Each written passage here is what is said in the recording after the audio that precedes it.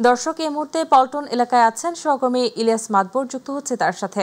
ইলিয়াস, ৫ দফা দাবিতে পদযাত্রার প্রস্তুতির কি খবর আছে আপনার কাছে, জানাবেন আমাদের।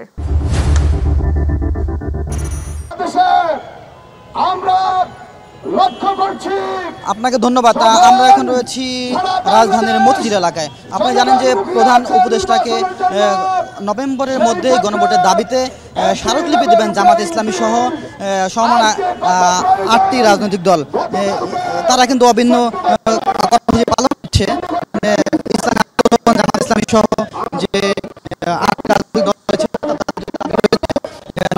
মধ্যেই তাদের গণভোট দিতে হবে এবং জুলাই সনদে আইনি ভিত্তি নিষেধ করতে চলতি মাসে গণভোট আয়োজন করতে হবে। সংশোধিত আরপিও বহাল রাখতে হবে। একই সাথে পিআর পদ্ধতি নির্বাচন, লেভেল প্লেয়িং ফিল্ড নিষেধ করা, গণহত্যার বিচার ও ফ্যাসিবাদের দোষরদের বিচার নিশ্চিত করতে হবে, এমনটি তারা দাবি জানিয়েছেন। এছাড়া ৫ দফা দাবি আদায় আন্দোলনের অংশ হিসেবে আজকে ৮টি দল বিভিন্ন স্থান থেকে পুরানা পল্টন মোড়ে জড়ো হবেন।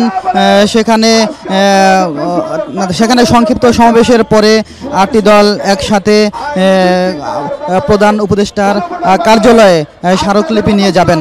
এদিকে তারা যে জানিয়েছেন যে চলতি মাসের মধ্যেই তাদেরকে গণভোট দিতে হবে। যে কোনো উপায় গণভোট ছাড়া গণভোট যদি দেওয়া না হয় তাহলে তারা আরও কঠোর কর্মসূচিতে যাবেন।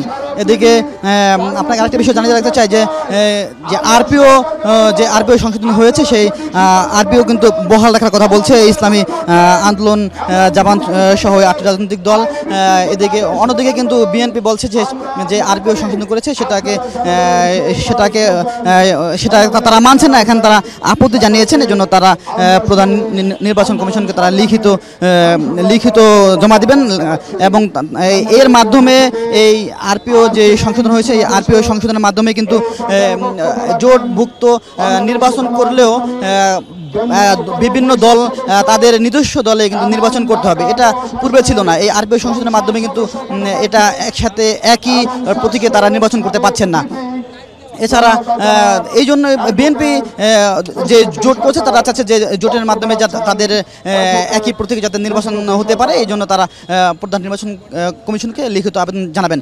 এইদিকে তারা পল্টন মোড়ে যে জড়ো হবেন ওখান থেকে প্রধান উপদেষ্টার কার্যালয়ে তারা স্মারকলিপি নিয়ে যাবেন।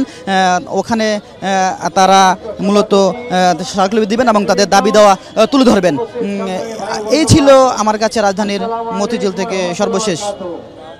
ইলিয়াস, আপনাকে ধন্যবাদ। দর্শক, রাজধানীর মতিঝিল থেকে যুক্ত ছিলেন আমাদের সহকর্মী ইলিয়াস।